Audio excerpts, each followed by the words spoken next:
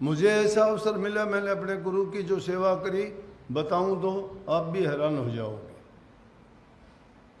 मैंने कभी कोई अपना टाइम नहीं देखा, ना मैंने गुरु का टाइम देखा, गुरु का भी नहीं देखा मैंने। चाहे वो किसी टाइम का भी होता था, मैं उसी टाइम उनके पास चला जाता था।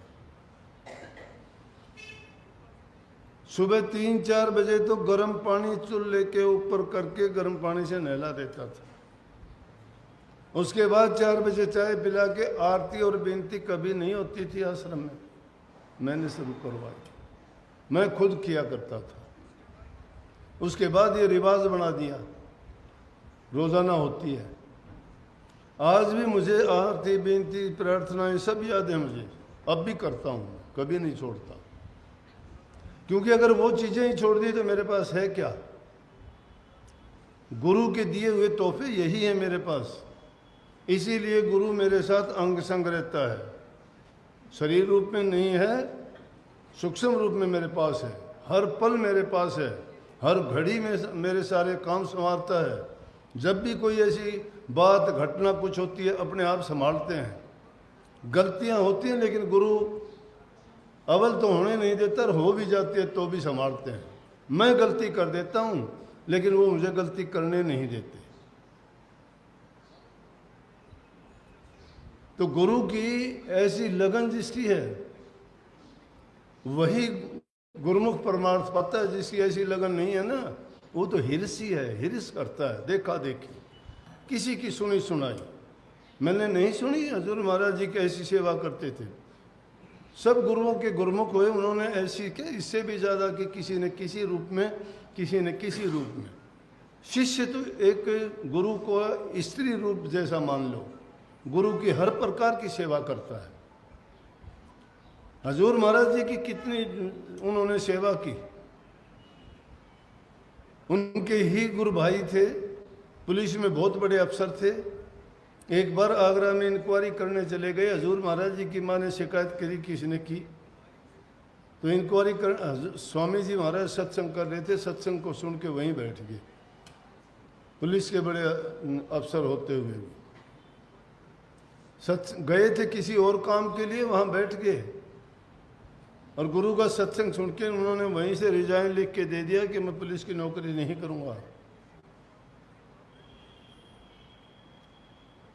और वो उनके इतनी उन्होंने भक्ति करी कि उन्होंने रूहानी दर्जों को सबको पार कर लिया। बाणी लिखी उन्होंने बहुत अच्छी अच्छी।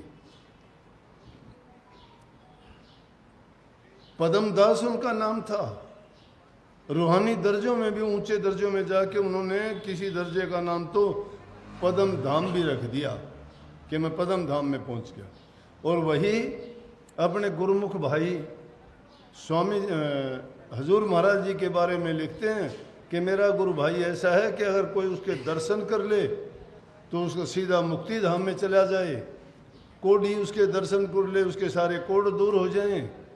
वो इतना प्यारा, इतना गुरु का प्यारा, इतना बड़ा गुरुमुख है कि अपनी परवाह नहीं करता, वो जूती में पानी पीता है। और वही गुरुमुख बाणी लिखता है अपने गुरु के बारे में कि पीक दान ले पीक करावे, फिर पीक को खुद पी जावे। हजूर महाराज जी की बाणी है ये। सेवा बाणी में सार वचन में देखोगे ना पढ़ के, उन्होंने कभी सोचा भी नहीं कि मैं क्या करता हूँ क्या नहीं करता हूँ। जो भी करते थे गुरु को अर्पण करना होता है, ये देखा देखी का खेल नहीं। जब इंसान का अंदर से प्यार जुड़ता है, उनका विश्वास दृढ़ होता है, तो समझो भक्ति के रास्ते पे चलता है। आज तो भक्ति चालाकियों पे चलती है। हमारे अंदर अपने माँ बाप के प्रति वफादारी नहीं है, अपने भाई और दूसरे नातेदारों के प्रति वफादारी नहीं है। हम उनके साथ जब धोखाधड़ी करते हैं तो गुरु क्या लगता है। एक जमाना था, आदमी कहता था कि आदमी को किसी से जिसका भी नमक खा लेता है, नमक हराम नहीं करना चाहिए, उससे गद्दारी नहीं करनी चाहिए, वफादार बनना चाहिए। और उसकी तुलना कुत्ते के साथ करती थी कि तुमसे तो कुत्ता भी अच्छा, जिसका टुकड़ा खाता है उसके सामने पूंछ हिलाता है, वफादार है वो। तुमसे तो पशु जानवर भी अच्छे हैं, जो उसके मालिक को कोई कुछ बोलता है तो उसको मारने के लिए दौड़ता है, हमने देखे हैं। गाय भैंस रखने वाले जो गवाले पाड़ी लोग होते थे ना, वो अपनी गाय भैंसों को लेके जाते थे। अगर उन कोई दूसरा आदमी मजाक में भी उनको अगर यूँ कोई धक्का देता तो उसके वो गाय उसको दूसरे को मारने के लिए दौड़ती थी, अपने मालिक को देखने नहीं देती थी। संतों ने कही है कि तुम उनसे तो कुत्ता भी भला है जो हट के राड मांड लेता है। आज जमाना क्या आ गया, भक्ति में भी धोखा कपट, उसमें भी चतुराई। भक्ति ऐसी चीज है जिसके अंदर विश्वास होता है, जिसकी प्रेम की डोरी जुड़ जाती है, उसको दर्शन करने से ही शांति मिलती है, उसके बिना कलह नहीं पड़ती। हमेशा उसका तस्वीर दिन उनके ख्यालात में होती है, दिमाग में होती है, आंखों में होती है। इसीलिए तो कहते हैं कि दर्शन करने आया हूँ, चलो दर्शन कर आए।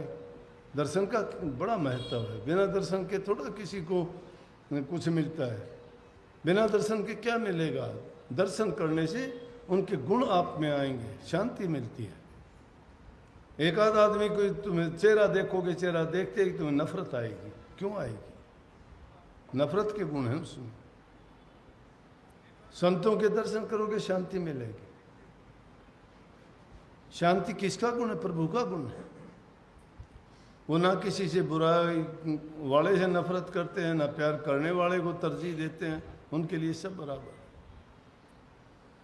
इसलिए इस प्रेमा भक्ति के मार्ग में जो संतों ने इस युग में चालू किया, उसमें प्यार की महत्ता बताई है। प्यार, प्रेम करो।